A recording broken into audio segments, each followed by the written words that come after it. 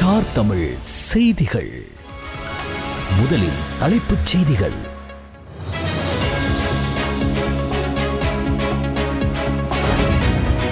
தற்போதைய அரசியல் நிலைமைகள் மற்றும் ஜனாதிபதியின் அண்மைய இந்திய விஜயம் குறித்து மல்வத்து மாநாயக்க தேரருக்கு விளக்கினார் ஜனாதிபதி.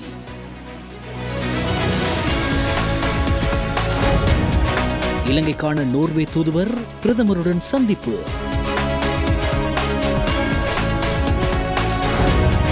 பிரதமரை சந்தித்த ஆசிய அபிவிருத்தி வங்கியின் பிரதிநிதிகள்.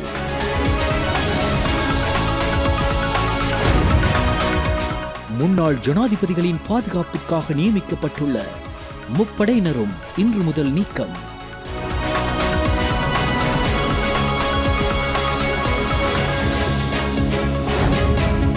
போக்குவரத்து பேருந்துகள் உள்ளிட்ட ஏனைய வாகனங்களை சோதனை செய்ய விசேட நடவடிக்கை.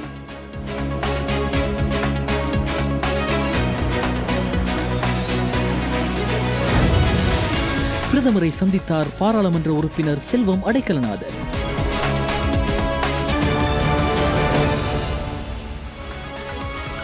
உள்நாட்டுச் செய்திகள். ஜனாதிபதி அனுரகுமார திசாநாயக்க மல்வத்து மற்றும் அஸ்கிரிய மகாநாயக்க தேரர்களை சந்தித்து ஆசீர்வாதம் பெற்றுக் கொண்டார். முதலில் மல்வத்து விஹாரைக்கு சென்ற ஜனாதிபதி மல்வத்து மகாநாயக்க தேரர் வணக்கத்துக்குரிய திப்பட்டுவாவி ஸ்ரீ சுமங்கல தேரரை சந்தித்து அவரிடம் நலம் விசாரித்ததுடன் சிநேகபூர்வமாக கலந்துரையாடினார். தற்போதைய அரசியல் நிலைமைகள் மற்றும் ஜனாதிபதியின் அண்மைய இந்திய விஜயம் குறித்து கலந்துரையாடப்பட்டது. அதனை அடுத்து மல்வத்து மகாநாயக்க தேரர் தலைமையிலான மகா சங்கத்தினர் செத் பிரித் பாராயணம் செய்து ஜனாதிபதிக்கு ஆசி வழங்கினர். அதனை அடுத்து அஸ்கிரிய விஹாரைக்கு சென்ற ஜனாதிபதி அனுரகுமார் திசாநாயக்க அஸ்கிரிய பீடத்தின் மாநாயக்க தேரர் வணக்கத்துக்குரிய வரக்காகுட ஸ்ரீ ஞானரத்ன தேரரை சந்தித்து ஆசி பெற்றுக் கொண்டார்.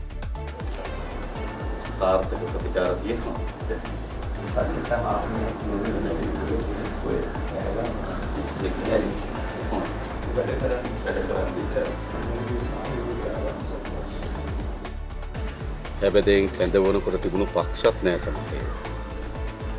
මට මතකයි නේද? පක්ෂ එකතු වෙලා හදුවා. දැන් ඒ පක්ෂ වෙන් වෙලා තියෙනවා. සන්දාන එකතු වුණා. දැන් ඒ සන්දාන කැඩිලා තියෙනවා.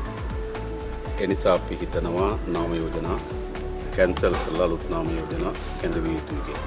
අපේ රටේ තිරසාර ආර්ථික වර්ධනයක් අත්පත් කර ගැනීම සඳහා මොන ක්ෂේත්‍රවලට අපි මුදල් යෙදවිය යුතුද? අපේ පොල් ක්ෂේත්‍රය අපි නිෂ්පාදනය වර්ධනය කර ගැනීම සඳහා අපි ඉලක්ක සංචාර කර්මාන්තයේ ඉලක්ක සම්පූර්ණ කර ගැනීම සඳහා අවශ්‍ය යටිදල පාසුකම් වර්ධනය කිරීම. இலங்கை பிரதமர் கலாநிதி ஹரிணி அமரசூரிய அவர்களை ஆசிய அபிவிருத்தி வங்கியின் இலங்கை வதிவிட தூதுக்குழுவின் இலங்கைக்கான பணிப்பாளர் திரு தாக்கஃபுமி கொனாடோ பிரதமர் அலுவலகத்தில் சந்தித்தார். இலங்கையின் அபிவிருத்தி செயல்முறையில் ஆசிய அபிவிருத்தி வங்கி குறித்து இந்த கலந்துரையாடலின் போது மீண்டும் வலியுறுத்தப்பட்டதுடன் இலங்கையின் தேசிய அபிவிருத்தி முன்னுரிமையாக புதிய கல்வி சீர்திருத்தங்கள் தொடர்பில் முக்கிய கவனம் செலுத்தப்பட்டது. புதிய கல்வி சீர்திருத்தங்கள் வெற்றிகரமாக செயற்படுத்துவதை உறுதி செய்ய பாடசாலை கட்டமைப்பு, அதிபர் ஆசிரியர் பயிற்சி மற்றும் மதிப்பீடு பொறிமுறைகளை மேம்படுத்துவதன் முக்கியத்துவத்தை பிரதமர் இதன்போது வலியுறுத்தினார். அதிபர் ஆசிரியர் பயிற்சியை மேம்படுத்தல் உட்பட முன்னெடுக்கப்பட்டு வரும் திட்டங்களின் மூலம் கல்வித்துறையில் உள்ள சவால்களை தீர்ப்பதில் தங்கள் பங்களிப்பு குறித்து ஆசிய அபிவிருத்தி வங்கி பிரதிநிதிகள் மேலும் கலந்துரையாடினர். இந்நிகழ்வில் இலங்கை பிரதிநிதிகள் குழுவின் பிரதமரின் செயலாளர் பிரதீப் சபுதந்தரி, கல்வி, உயர்கல்வி மற்றும் தொழிற்கல்வி அமைச்சின் செயலாளர் நாலுக கலுவவ ஆகியோர் கலந்து கொண்டனர். பிரதமர் கலாநிதி ஹரிணி அமரசூரியவிற்கும் இலங்கைக்கான நோர்வே தூதுவர் மே எலின் ஸ்டெனர் அவர்களுக்கும் இடையிலான சந்திப்பொன்று பிரதமர் அலுவலகத்தில் இடம்பெற்றது. வறுமை ஒழிப்பு, சமூக பாதுகாப்பு நடவடிக்கைகள், வரி சீர்திருத்தங்கள், மீள்புதுப்பிக்கத்தக்க எரிசக்தி மற்றும் வேலைவாய்ப்பு உருவாக்கம் உள்ளிட்ட முக்கிய துறைகளில் இரு நாடுகளுக்கும் இடையேயான ஒத்துழைப்பை மேம்படுத்துவது குறித்து இந்த சந்திப்பில் கலந்துரையாடப்பட்டது. இலங்கையின் கல்வி முறைமையை மறுசீரமைப்பதன் முக்கியத்துவத்தை வலியுறுத்திய பிரதமர் மிகவும் பயனுள்ள மற்றும் வினைத்திறனான அரசு சேவைக்காக நிர்வாக முறையை டிஜிட்டல் மயமாக்குவதற்கான அரசாங்கத்தின் தொடர்ச்சியான முயற்சிகள் குறித்தும் வலியுறுத்தினார். இந்த சந்திப்பில் பிரதமரின் செயலாளர் பிரதீப் சபுதந்தரி, பிரதமரின் மேலதிக செயலாளர் சாகரிகா மற்றும் வெளிவிவகார அமைச்சின் ஐரோப்பிய மற்றும் வட அமெரிக்க பிரிவின் பணிப்பாளர் நாயகம் ஷோபினி குணசேகர மற்றும் நோர்வே தூதரக அதிகாரிகள், இலங்கை அரசாங்கத்தின் சிரேஷ்ட அதிகாரிகள் ஆகியோர் கலந்து கொண்டனர். முன்னாள் ஜனாதிபதிகளின் பாதுகாப்பிற்காக நியமிக்கப்பட்டுள்ள முப்படையினரையும் இன்று முதல் அமுலுக்கு வரும் வகையில் நீக்குவதற்கு தீர்மானிக்கப்பட்டுள்ளது. கடந்த வாரம் நடைபெற்ற பாராளுமன்ற அமர்வில் முன்னாள் ஜனாதிபதிகளின் பாதுகாப்பிற்காக நியமிக்கப்பட்டுள்ள முப்படையினரை நீக்கும் தீர்மானம் தொடர்பில் பொதுமக்கள் பாதுகாப்பு அமைச்சர் ஆனந்த விஜயபால விளக்கினார். இதன்படி இன்று முதல் போலீஸ் அதிகாரிகள் மாத்திரமே முன்னாள் ஜனாதிபதிகளின் பாதுகாப்பு பணிகளில் ஈடுபட உள்ளனர். தற்போது பாதுகாப்பு பணியில் ஈடுபடுத்தப்பட உள்ள போலீசாரின் எண்ணிக்கையும் குறைக்கப்பட்டுள்ளதுடன் முன்னாள் ஜனாதிபதிகளின் பாதுகாப்பிற்காக போதிய அளவு போலீசார் ஈடுபடுத்தப்பட்டுள்ளதாகவும் அரசாங்கம் தெரிவித்துள்ளது. அவ்வாறாயினும் முன்னாள் ஜனாதிபதிகளின் பாதுகாப்பு 6 மாதங்களுக்கு ஒருமுறை மீளாய்வு செய்யப்படும் எனவும் அதற்கேற்ப பாதுகாப்பு ஏற்பாடுகள் பலப்படுத்தப்படும் எனவும் அரசாங்கம் மேலும் குறிப்பிட்டுள்ளது. முப்படையினர் நீக்கப்பட்ட போதிலும் முன்னாள் ஜனாதிபதிகளின் பாதுகாப்பில் எவ்வித பிரச்சனையும் ஏற்பட இடமளிக்கப்பட மாட்டாது என பாதுகாப்பு அமைச்சு தெரிவித்துள்ளது. முன்னாள் ஜனாதிபதிகளின் பாதுகாப்பிற்காக நியமிக்கப்பட்ட அதிகாரிகளின் அதிக செலவு காரணமாக அவர்களின் பாதுகாப்பிற்காக நியமிக்கப்பட்ட அதிகாரிகளின் எண்ணிக்கையை குறைக்க அரசாங்கம் தீர்மானித்துள்ளது. நாடளாவிய ரீதியில் இன்று முதல் பயணிகள் போக்குவரத்து பேருந்துகள் உள்ளிட்ட ஏனைய வாகனங்களை சோதனையிடும் விசேட போக்குவரத்து நடவடிக்கையை மேற்கொள்ள திட்டமிட்டுள்ளதாக போலீஸ் ஊடக பிரிவு அறிவித்துள்ளது. கடந்த சில நாட்களாக பயணிகள் போக்குவரத்து பேருந்துகள் உள்ளிட்ட ஏனைய வாகனங்களால் இடம்பெற்ற விபத்துக்களை கருத்தில் கொண்டு தொடர்ந்து இடம்பெறும் இவ்வாறான விபத்துக்களை குறைப்பதற்காக பதில் போலீஸ் மா அதிபரின் பணிப்புரைக்கமைய இந்த போக்குவரத்து நடவடிக்கை மேற்கொள்ளப்பட உள்ளதாக அந்த அறிவிப்பில் குறிப்பிடப்பட்டுள்ளது. அதன்படி இன்று முதல் பண்டிகை காலம் முடியும் வரையும் நாடளாவிய ரீதியில் நாடு முழுவதும் இந்த போக்குவரத்து நடவடிக்கை அமுல்படுத்தப்பட உள்ளது. இதன்போது பிரதானமாக பொது பயணிகள் போக்குவரத்து பேருந்துகள் சோதனை செய்யப்படுவதுடன் அந்த பேருந்துகளின் சாரதிகள் குடிபோதையில் அல்லது போதைப் பொருள் பயன்படுத்தி செலுத்துகின்றனரா என்பது தொடர்பிலும் சோதனையிடப்பட உள்ளது. மேலும் பேருந்தை கவனக்குறைவாகவும் அபாயகரமாகவும் செலுத்துதல், அதிவேகத்தில் வாகனம் செலுத்துதல், போக்குவரத்து விதிகளை மீறி வாகனம் செலுத்துதல், பொருத்தமற்ற டயர் அல்லது பிற குறைபாடுகள் உள்ளதா என சோதனை செய்து அந்த சாரதிகள் மீது நடவடிக்கை எடுக்கப்படும் என்றும் அந்த அறிக்கையில் கூறப்பட்டுள்ளது. அதே சமயம் மற்ற வாகனங்களிலும் சோதனை நடத்தப்பட உள்ளதுடன் அதற்காக 24 மணி நேரமும் நாடு முழுவதும் போக்குவரத்து அதிகாரிகள் பணியில் ஈடுபடுத்தப்பட உள்ளனர். இந்த விசேட நடவடிக்கையின் போது கவனக்குறைவாக அல்லது போக்குவரத்து விதிகளை மீறி இயங்கும் பேருந்துகள் மற்றும் பிற வாகனங்கள் தொடர்பாக 119 மற்றும் 1997 ஆகிய குறுகிய தொலைபேசி இலக்கங்களுக்கு பொதுமக்கள் தகவல் வழங்க முடியும். வன்னி பாராளுமன்ற உறுப்பினரும் தமிழீழ விடுதலை இயக்க தலைவருமான செல்வம் அடைக்கலநாதனுக்கும் பிரதமர் கலாநிதி ஹரிணி அமரசூரியவுக்கும் இடையிலான சந்திப்பொன்று சனிக்கிழமை பிரதமரின் அலுவலகத்தில் இடம்பெற்றது. தலைமன்னார் பகுதியில் இராணுவம், போலீஸ் மற்றும் கடற்படையினரால் கையடக்கப்படுத்தியுள்ள மக்கள் காணிகள், பொது இடங்கள், ஆலயங்களுக்கு சொந்தமான காணிகளில் இருந்தும் அரச படைகள் வெளியேறி மக்களுக்கு பாவனைக்காக வழங்க வேண்டும் என்ற கோரிக்கை முன்வைக்கப்பட்டது.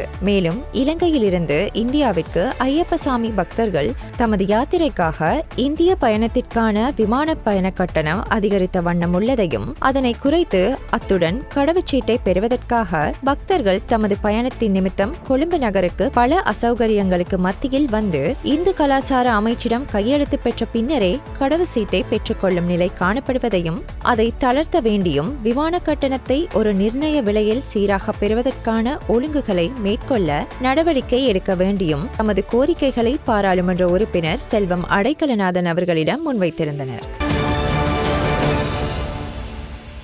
அனலை தீவிலிருந்து மீன்பிடிக்க சென்று இயந்திர கோளாறு காரணமாக இந்தியாவில் சிறைப்பிடிக்கப்பட்ட 3 மீனவர்கள் யாழ்ப்பாணத்தை வந்தடைந்தனர். இவர்களில் 2 மீனவர்கள் யாழ்ப்பாணம் அனலைத்தீவைச் சேர்ந்தவர்களும் ஒருவர் மட்டக்களப்பு வந்தாரமுல்லையை சேர்ந்தவருமாக உள்ளனர்.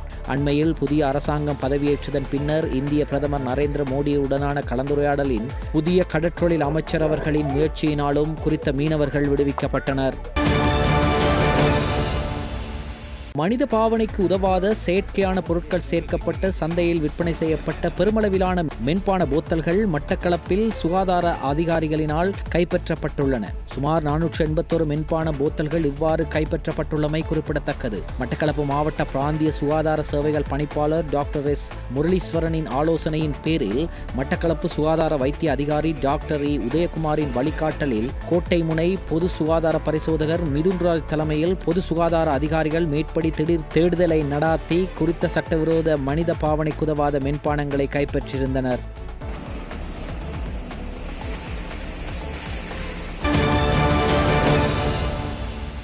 கொரிய குடியரசின் இலங்கைக்கான தூதுவர் கௌரவ மியோன் லீ அவர்களுக்கும் எதிர்க்கட்சித் தலைவர் சஜித் பிரேமதாச அவர்களுக்கும் இடையிலான விசேட சந்திப்பொன்று கொழும்பில் இடம்பெற்றது. இதன்போது இலங்கைக்கும் கொரியாவுக்கும் இடையில் நீண்ட காலமாக நிலவி வரும் உறவுகளை தொடர்ந்தும் பேணி செல்வதற்காக தனது நன்றியை தெரிவித்த எதிர்க்கட்சித் தலைவர் சஜித் பிரேமதாச மேலும் இந்த உறவுகளை பேணி செல்லுமாறு கோரிக்கை விடுத்தார். அத்துடன் கொரிய குடியரசில் வேலை வாய்ப்புகளுக்காக இலங்கையர்களுக்கான ஒதுக்கீட்டை அதிகரிக்குமாறும் அந்த வேலைவாய்ப்புகளுக்கு தேவையான பயிற்சி பெற்ற ஊழியர்களை வழங்குவதற்கு நாடாக உச்சபட்சமாக அர்ப்பணிப்புடன் செயற்படுவதாகவும் அதற்கு எதிர்க்கட்சியில் இருந்தும் தனது பங்களிப்பை வழங்குவதாகவும் எதிர்க்கட்சித் தலைவர் சஜித் பிரேமதாச இதன்போது தெரிவித்தார்.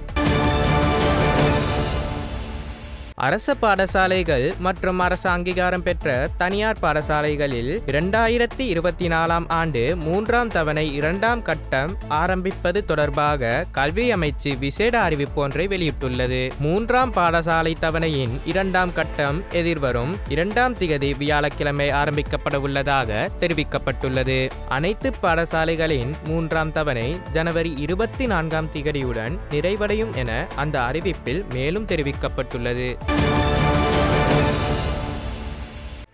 ஜனாதிபதி அலுவலகம், முப்படையினர் மற்றும் போலீசார் இணைந்து வருடாந்தம் நடத்தும் நத்தார் விசேட கரோல் இசை நிகழ்ச்சி தொழில் அமைச்சரும் பொருளாதார அபிவிருத்தி பிரதி அமைச்சருமான அனில் ஜெயந்த பெர்னாண்டோ தலைமையில் நேற்று ஆரம்பமானது. நத்தார் கரோல் இசை நிகழ்ச்சியை முன்னிட்டு ஜனாதிபதி அலுவலக வளாகம் மற்றும் பகுதிகள் மின்னொளியால் அலங்கரிக்கப்பட்டிருந்ததோடு இலங்கை இராணுவத்தின் பாடல் குழு மற்றும் இசைக்குழுவினரால் நேற்றைய தினம் நத்தார் கரோல் கச்சேரி நிகழ்த்தப்பட்டது. இந்த கிறிஸ்துமஸ் கரோல் இசை நிகழ்ச்சி எதிர்வரும் டிசம்பர் மாதம் 25ஆம் தேதி வரை தினமும் இரவு 7 மணி முதல் ஜனாதிபதி செயலக வளாகத்தில் இடம்பெற உள்ளது. இன்றைய தினம் இலங்கை விமானப்படையின் பாடல் மற்றும் இசைக்குழு இணைந்து கிறிஸ்துமஸ் கரோல் இசை நிகழ்ச்சியை நடத்த உள்ளன.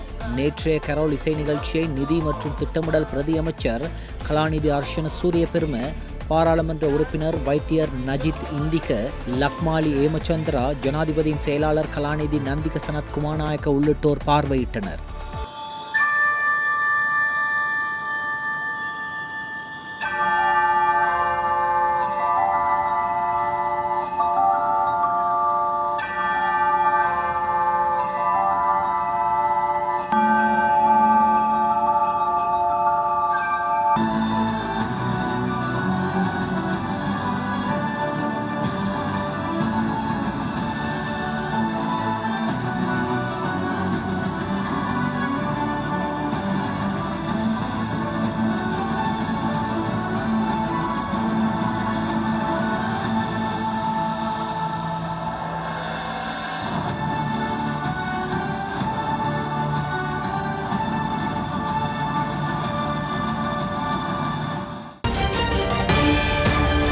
இடைவேளைக்கு பின்னர் செய்திகள் தொடரும்.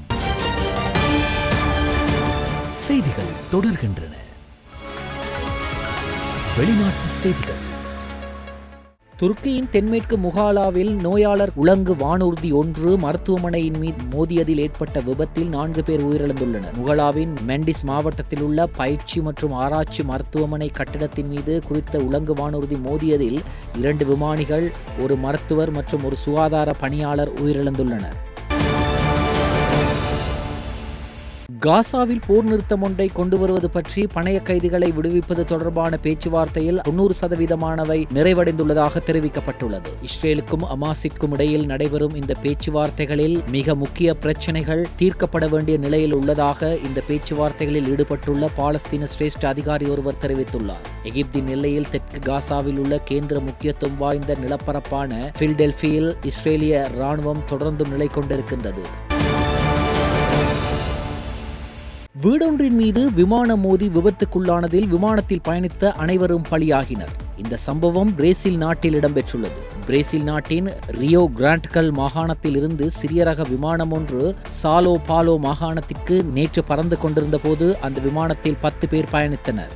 இந்நிலையில் சாலோபாலோ மாகாணத்தில் கிராமடோர் நகர் அருகே பறந்து கொண்டிருந்த போது திடீரென கட்டுப்பாட்டை இழந்த விமானம் வீடு மீது மோதியது. இந்த கோர விபத்தில் விமானம் தீப்பற்றி எரிந்தது. இந்த விபத்தில் விமானத்தில் பயணித்த 10 பேரும் உயிரிழந்தனர். அதேவேளை வீட்டிலிருந்த 2 பேர் படுகாயமடைந்தனர். தகவலறிந்து விரைந்து வந்த மீட்பு குழுவினர் படுகாயமடைந்தவர்களை மீட்டு அருகிலுள்ள மருத்துவமனையில் சிகிச்சை.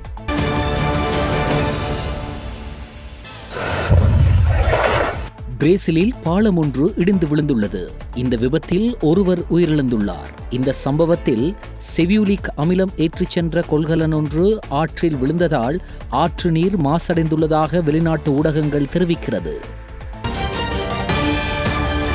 இடைவேளைக்கு பின்னர் செய்திகள் தொடரும்.